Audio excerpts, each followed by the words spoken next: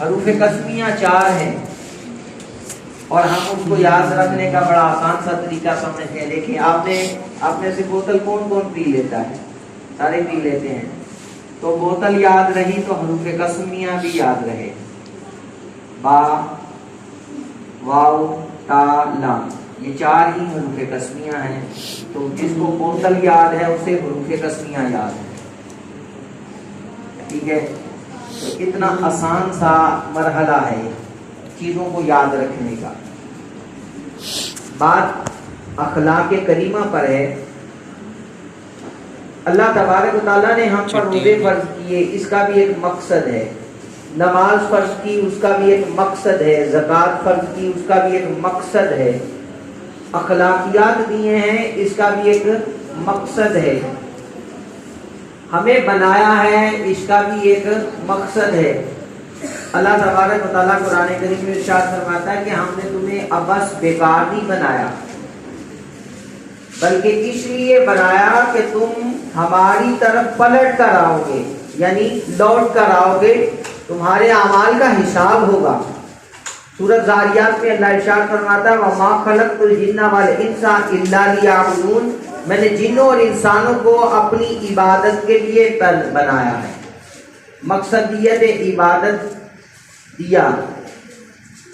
اور کیوں دیا؟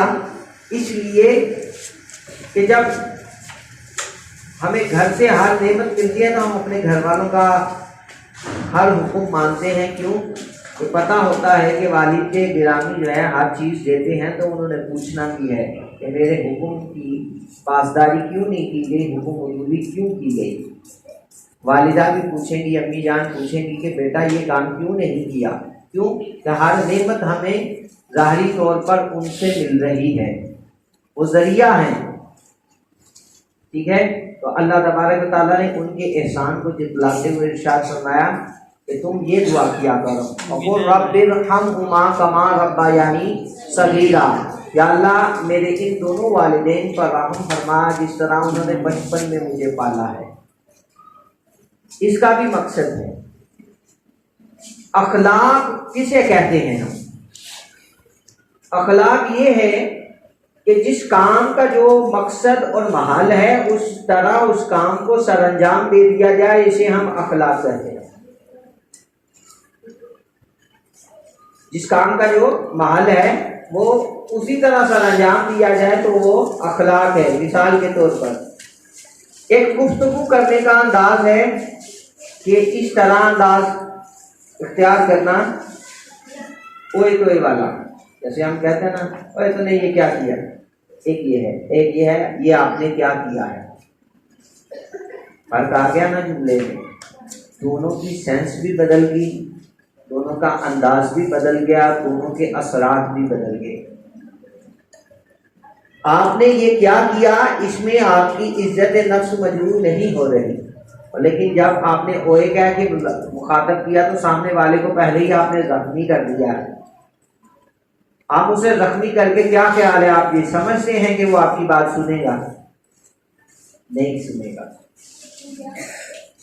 اللہ تبارک و تعالیٰ چہروں کی طرف توجہ نہیں فرماتا، بنائے ہیں اس نے چہرے. دیکھیں سورۃ 3 میں اللہ ارشاد فرماتا ہے والتین، انجیر کی قسم، والزیتون اور زیتون کی قسم، وطور سینین وہذا البلد الامین، طور سینا کی قسم اور اس امن والے شہر مکہ کی قسم.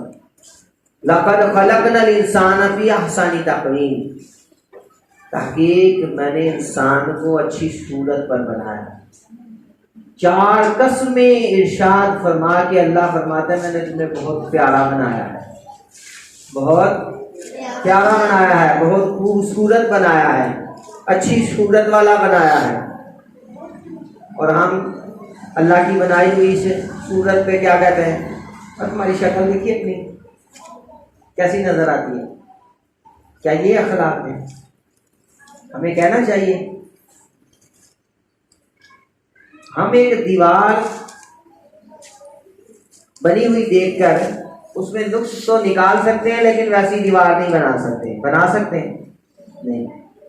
ایک انسان میں نقص نکالنا تو ہمارے لیے کوئی مسئلہ نہیں ہے، تنقید تو بہت کی جا سکتی ہے علامہ اقبال نے کہا عقل عیار ہے سو بھیس بنا لیتی ہے، عشق بیچارہ نہ ملا نہ واعظ نہ حکیم. کہ عقل عیار ہے، عیار و مکار ہے، 100 طرح کے بہانے کر لیتی ہے کہ یہ ایسے ہے، اس میں یہ ہونا چاہیے تھا. 100 اعتراض ایک انسان پر جڑے جا سکتے ہیں، لیکن ایک بھی انسان کو تخلیق نہیں کر سکتا، بنا نہیں سکتا. ایک مچھر نہیں بنا سکتے، ہم ایک مکھی نہیں بنا سکتے. تو جب ہماری عاجزی اور ہماری انکساری اور ہماری کم زوری کا عالم یہ ہے کہ ہم کچھ بنا نہیں سکتے، تو بنائی ہوئی چیزوں میں نقص کیوں تلاش کرتے ہیں؟ آسمان دیکھو اللہ نے کتنا عالیشان بنایا، زمین کتنی عالیشان ہے، پہاڑ کتنے عالیشان ہیں. تو کیا خیال ہے ان ساری چیزوں کو اللہ نے عالیشان بنایا، اور یہ جو تیرے سامنے انسان کھڑا ہے یا بیٹھا ہے، یہ تیرا جو مسلمان بھائی ہے، کیا اللہ نے اس میں کوئی کمی چھوڑی ہوگی؟ تم بظاہر ایک رنگ کے انداز کو دیکھ کر، اس کے نقش و نگار کو دیکھ کر، اس کے نئے نقش کو دیکھ کر اس میں نقص تلاش کرتے ہو کہ وہ ایسا ہے، اس کا دل توڑ دیتے ہو. حالانکہ کتنا اہم مسئلہ ہے یہ. خانہ کعبہ کو گرا دینا چھوٹی بات ہے، بہت بری عادت ہے، لیکن نبی کریم صلی اللہ علیہ وسلم نے ارشاد فرمایا خانہ کعبہ اے بیت اللہ، تیری عزت اور تیری تکریم، تیری شان و شوکت اللہ کے ہاں بے شک ہے، لیکن ایک بندہ مومن کا دل توڑ دینا تجھے گرا دینے سے بھی زیادہ بڑا جرم ہے. خانہ کعبہ کو گرا دینے سے بڑا جرم ہے، لیکن ہم کیا چھوٹے چھوٹے جملوں سے سامنے والے کا دل توڑ دیتے ہیں. تو بیٹا اس طرح کا اخلاق تو نہیں ہونا چاہیے.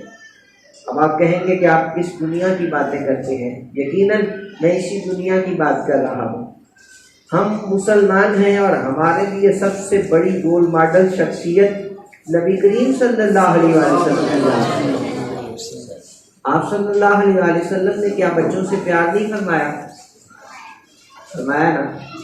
بلکہ آپ کا تو بچوں سے پیار کا عالم یہ ہوتا کہ جب بھی کوئی فصل کا پھل نیا تیار ہو کے آپ کی بارگاہ میں پیش کیا جاتا کہ آپ تناول فرمائیں، تو آپ فرماتے نہیں، میری مجلس میں موجود جو سب سے کم عمر ہے، جو ایک بچہ ہے چھوٹا، اسے دے دو. اتنی پرائرٹی دی، اتنی اہمیت دی کہ اس کے قد کو نہیں دیکھا، اس کے نسب حسب کو نہیں دیکھا، اس کے خاندان کو نہیں دیکھا، بلکہ حضور صلی اللہ علیہ وسلم اس کی شخصیت کو دیکھتے کہ اگرچہ عمر میں یہ چھوٹا ہے، لیکن کل یہ بڑا ہو کر اسلام کا ایک مجاہد ہوگا، کل یہ بڑا ہو کر اسلام کے پرچم کو تھامنے والا ہوگا. بیٹا میری بات سنیں، میں آپ سے بات کر رہا ہوں. یہ جو وقت ہے، اب تو نماز کا وقت قریب شروع ہو چکا، لیکن اس سے پہلے کا جو وقت ہے جب میں آپ کے لیے جاگا، وہ میرے آرام کا بیٹا وقت تھا. تو دن بھر کی مصروفیات کی وجہ سے تھکنے کے بعد اس وقت آرام کیا جاتا ہے، لیکن میں نے کہا کہ آج میں اپنی قوم کے ان چشموں چراغوں سے باتیں کروں گا کہ جو آگے جا کر اس ملک کے ملت کے کونے کونے میں درخشاں ہوں گے اور جگمگائیں گے، اور جن کی وجہ سے میری قوم کا نام روشن ہوگا. تو بیٹا آپ سے بات کرنے کا مقصد یہ ہے کہ آپ اچھے ایک شہری بنیں، ایک اچھے مسلمان بنیں. آپ نے نام سنا ہوگا شیخ عبد القادر جیلانی رضی اللہ عنہ کا، سنا ہے نا نام؟ کتنے بڑے پیر ہیں، کتنے بڑے وہ شیخ ہیں، کتنے بڑے وہ ولی اللہ ہیں. آپ سے ایک بات ان کی شیئر کر دوں. آپ سے کسی نے پوچھا، محمد بن قائد الوانی نے، کہ حضور بتائیں آپ نے اتنا بڑا مرتبہ اور مقام کیسے پا لیا، کیا محنت کی آپ نے؟ تو آپ نے فرمایا کہ میں نے 2 کام کیے، اس وجہ سے آج میں وہ سے آ گیا. وہ 2 کام سے کون سے ہیں؟ پہلا کام کیا ہے؟ میں نے ہمیشہ سچ بولا. کیا بولا؟ سچ بولا. ہمیشہ سچ بولا. سچے بندے کو یہ نہیں کہنے کی ضرورت ہوتی کہ میرا دیکھے نا چہرہ چمکتا ہے کہ نہیں. سچے بندے کو یہ کہنے کی ضرورت نہیں ہوتی. اس کے چہرے پہ کیا ہوتا ہے؟ نور ہوتا ہے, روشنی ہوتی ہے, سچ اس کے چہرے پہ چمکتا ہے. ٹھیک ہے, ایک بات ہو گئی. دوسری بات, آپ نے فرمایا درست العلم حتی صرت کتبا, میں علم کا درس دیتا رہا اور علم کا درس لیتا رہا یہاں تک کہ مقام قطبیت پہ فائز ہو گیا. دو باتوں نے اتنا بڑا مرتبہ دے دیا اور آپ ان دونوں باتوں کے مرحلوں میں ہیں. آپ بھی یہ مقام پا سکتے ہیں.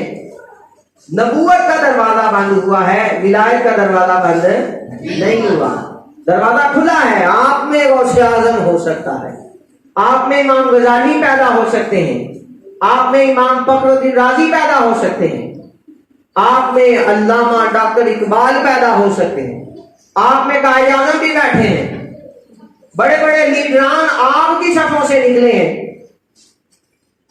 بتائیے کوئی سبزی بیچنے والا ہے لیڈر؟ آپ سے سوال ہے بیٹا, نہیں نا. کوئی کھوتا ریڑا چلانے والا نہیں ہے, کوئی مستری ترخان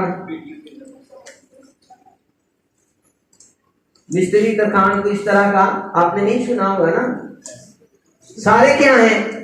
ایجوکیشن کے معاملے سے نکلے ہوئے لوگ ہیں, اسی محکمے سے نکلے ہوئے لوگ ہیں. تو علم جو ہے, فاروق اعظم رضی اللہ عنہ کا وہ جملہ ہے, علموا العلم قبل ان تصفدوا, علم سیکھ لو اس سے پہلے کہ تم سردار بنا دیے جاؤ. دل لگا کے پڑھیں. آپ کا پڑھنا جو ہے دین دنیا کی بھلائی کے لیے ہو, کہ میں علم اس لیے حاصل کر رہا ہوں کہ اس علم سے اپنے آپ کو بھی روشن کروں گا اور اپنے معاشرے کو بھی روشن کروں گا. اور میں علم اس لیے سیکھ رہا ہوں کہ اس علم کے ذریعے اللہ کا قرب حاصل کروں گا. پہلا مقصد اس کا یہ ہے کہ علم وہ نور ہے کہ جس کے ذریعے اللہ کا قرب حاصل ہوتا ہے. اسی علم میں قرآن کا علم ہے, اسی علم میں حدیث کا علم ہے, اسی میں فقہ کا ہے, اسی میں فن کا علم ہے, جس میں آپ میڈیکل سائنس ہے, انجینئرنگ ہے, آسٹرالوجی ہے, آسٹرونومی ہے, سارے علوم جو ہیں جتنے بھی ہیں یہ سارے کے سارے کیا ہیں؟ اللہ کے قرب کا ذریعہ ہیں. پڑھنے والے کی نیت آپ کو وہاں لے جائے گی. دوسری بات, سچ بولنا. آپ کو پتا بچے جو ہیں سچ بولتے ہیں. کبھی کبھی آپ کے ساتھ بھی اتفاق ہوا ہوگا کہ کوئی دروازے پہ دستک ہوئی ہوگی تو والد صاحب نے کہا ہوگا بیٹا کہہ دو میں گھر پہ نہیں ہوں, تو بچے نے معصومانہ انداز میں کہہ دیا ہوگا ابو کہہ رہے ہیں آج میں گھر پہ نہیں ہوں. کہ سچ ہی بول دیا, کہ اسے جھوٹ بولنا نہیں آتا. تو انسان کی فطرت میں سچ رکھا گیا بیٹا. آپ سچ کا دامن تھامیں, اس کی برکتیں آپ پوری زندگی محسوس کریں گے. اور زندگی ہی نہیں, قیامت والے دن بھی سچ آپ کا آپ کے چہرے پہ ہوگا. آپ کی سچائی ایسی ہونی چاہیے کہ لوگ آپ کی سچائی کی مثالیں دیں. نبی کریم صلی اللہ علیہ وسلم 40 سال ابتدائی جو آپ کے 40 سال ہیں اس میں آپ نے تبلیغ نہیں فرمائی, آپ نے اپنی سیرت لوگوں میں اجاگر فرمائی. کریکٹر تھا آپ کا. کیا کہتے تھے وہ آپ کو؟ انت صادق الامین, آپ سچے بھی ہیں, آپ امانت دار بھی ہیں. کیسی بات ہے. ابو جہل جو ہے حضور صلی اللہ علیہ وسلم کو کہا کرتا تھا کہ ہم آپ کو نہیں جھٹلاتے, ہم آپ پر نازل ہونے والی وحی کا انکار کرتے ہیں. تو سچائی اتنی تھی آپ کی کہ آپ کی سچائی کی تصدیق کرنے والے صدیق اکبر بنے. حضرت ابو بکر صدیق کو صدیق کیوں کہا جاتا ہے؟ حضور کی تصدیق کی ہے انہوں نے, ہر معاملے میں حضور کی تصدیق کی. اللہ نے حضرت جبریل کی زبان سے آپ کو صدیق کا لقب عطا فرمایا. بہت بڑا تمغہ ہے یہ, بہت بڑا ٹائٹل ہے یہ صدیق اللہ کی بارگاہ میں. اللہ تبارک تعالیٰ نے اس کا ذکر قرآن میں فرمایا, انعم اللہ من النبیین والصدیقین والشہداء والصالحین. اللہ نے انعام فرمایا انبیاء پر, صدیقوں پر, سچوں پر, صالحین پر اور نیک لوگوں پر. دیکھیں کتنا بڑا ٹائٹل ہے، انبیاء کے بعد سب سے بڑا مرتبہ صدیق کا ہے۔ تو ہمیں چاہیے کہ ہم سچ بولیں، بیٹا سچ بولنے کی عادت بنانے کی ضرورت ہے۔ باتیں آپ سے بہت کرنے والی ہیں، 2 باتیں آپ اگر آج مجھ سے سیکھ لیں گے تو انشاءاللہ آپ کے کام آئیں گی۔ ایک، کبھی اپنے سے بڑے سے بدتمیزی نہیں کرنی۔ غصہ آتا ہے کوئی بات نہیں، غصہ آتا ہے، یہ ایک فطری عمل ہے، ٹھیک ہے۔ یہ بھی ایک کانسیپٹ غلط ہے کہ غصہ حرام ہے، غصہ حرام نہیں ہے، غصہ انسان کی نیچر ہے، آتا ہے۔ اچھا دیکھیں، وہ تیز آندھی آتی ہے، تیز ہوا آتی ہے، آپ کیا کرتے ہیں؟ دروازہ بند کر لیتے ہیں نا، بند کر لیتے ہیں نا۔ تو جب بہت زیادہ غصہ آئے تو ہمیں بھی اپنا منہ کا دروازہ بند کر لینا چاہیے۔ منہ کا دروازہ بند کر لیں گے نا تو تھوڑی دیر میں آپ کا ٹیمپرامنٹ ٹھیک ہو جائے گا، آپ کا باڈی ٹیمپریچر ریلیکس ہو جائے گا۔ نبی کریم صلی اللہ علیہ وآلہ وسلم نے غصے کو کنٹرول کرنے کا طریقہ ارشاد فرمایا، غصہ آئے اعوذ باللہ من الشیطان الرجیم، یہ پڑھ لیں، غصہ پر ٹھنڈا ہو جائے گا۔ آپ کھڑے ہیں، بیٹھے ہیں، بیٹھنے پر بھی غصہ ٹھنڈا نہیں ہوا، لیٹ جائیں، لیٹنے پر بھی نہیں ہوا، اٹھ کے وضو کر لیں۔ آپ نے جلدی کنٹرول کرنا ہے، آپ فوراً وضو کریں۔ امام غزالی رحمۃ اللہ تعالیٰ نے احیاء العلوم میں بڑی پیاری بات ہے، سمجھنے کی ہے۔ فرماتے ہیں امام شافعی کا فرمان ہے، جسے غصہ دلایا جائے اور غصہ نہ آئے وہ گدھا ہے۔ یعنی ایک نیچرل عمل ہے، آ جانا ہے آپ کو، کسی نے کوئی کہے مجھے غصہ نہیں آتا، آتا ہے بھائی، آپ یہ کہا کریں مجھے غصے پہ کنٹرول ہے، میں کنٹرول کر لیتا ہوں، کوشش کریں کہ آ جائے گا۔ دیکھیں آپ کا اب چھوٹے ہیں، بائک دے کے بھیجوں ابھی تو آپ ہینڈل کامتے کامتے تھوڑے تھوڑی لے ہی جائیں گے فروخیہ مسجد تک اور واپس آ بھی جائیں گے، ٹھیک ہے۔ تو میں کہوں گا کہ آپ کو بائک نہیں آتی، آپ کہیں گے نہیں سر آتی ہے، میں چلا لیتا ہوں، میں فروخیہ مسجد تک گیا تھا واپس بھی آ گیا تھا۔ تو بائک جس کا وزن 40-50 کلو ہو گئی، وہ آپ کنٹرول کر کے لے گئے ہیں، تو اپنا آپ ویٹ بھی کنٹرول کر سکتے ہیں، اپنے آپ کو بھی آپ کنٹرول کر سکتے ہیں۔ آج نہیں، کل، پرسوں، مہینے میں، 2 مہینے میں آپ کے پاؤں زمین پہ لگنے لگتے ہیں، آپ بائک پہ فل کنٹرول رکھتے ہیں۔ اسی طرح آپ اپنی باڈی پر بھی فل کنٹرول حاصل کریں۔ یہ نہیں ہے کہ جسم آپ کا ہو مرضی شیطان کی چلے، یہ بھی نہیں ہے کہ جسم آپ کا ہو اور آپ کو شیطان وسوسے ڈال کے تو لڑوا دے، تو پھر کہاں کھڑے ہوں گے ہم؟ کہ اگر ہم بھی گالیاں دینے والے ہیں اور گدھا گاڑی چلانے والا بھی گالیاں دینے والا ہے تو پھر فرق نہیں ہوگا نا، ہمیں سمجھ نہیں آئے گی کہ ایجوکیشن کس کو دی گئی۔ ایجوکیشن گم نہیں ہونی چاہیے، آپ کا لیول ہمیشہ اپنے آپ کو اسٹوڈنٹ سمجھے کہ میں ایک طالب علم ہوں، میرے علم کی طلب کم نہیں ہونی چاہیے۔ ایک تو غصے پہ کنٹرول کرنا اور دوسری بدتمیزی نہیں کرنا۔ اگر کوئی آپ سے بدتمیزی کرتا ہے تو آپ کہیں گے کہ اس نے کی ہے تو میں نے بھی کی ہے، آپ میں اور اس میں فرق کیا ہوگا بیٹا؟ وہ بدتمیز ہے، بڑا ہو گیا ہے تب بھی بدتمیز ہے، بوڑھا ہو گیا ہے تب بھی بدتمیز ہے۔ لیکن آپ نے اگر بچپن سے تمیز سیکھی تو آپ بچپن میں بھی تمیز والے، جوانی میں بھی تمیز والے، بزرگی میں بھی تمیز والے، تہذیب والے، ٹھیک ہے۔ تو بہت سارے لوگوں کو ہم معاشرے میں دیکھتے ہیں کہ ان کی نیچر ہی عجیب ہے، وہ لڑنے والے ہیں، وہ بدتمیزانہ لہجہ رکھتے ہیں، تو ہمیں وہ نہیں بننا۔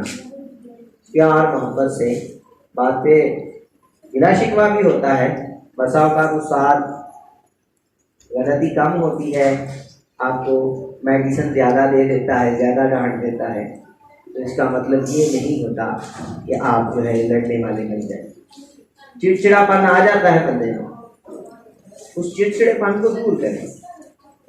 ظاہر ہے نا، انسان ہے، ایک پوری کائنات ہے انسان، اس میں تبدیلیاں آتی رہتی ہیں، لیکن ان تبدیلیوں کو خوشگوار موسم میں رکھنے والا ہی اصل میں کامیاب انسان ہے۔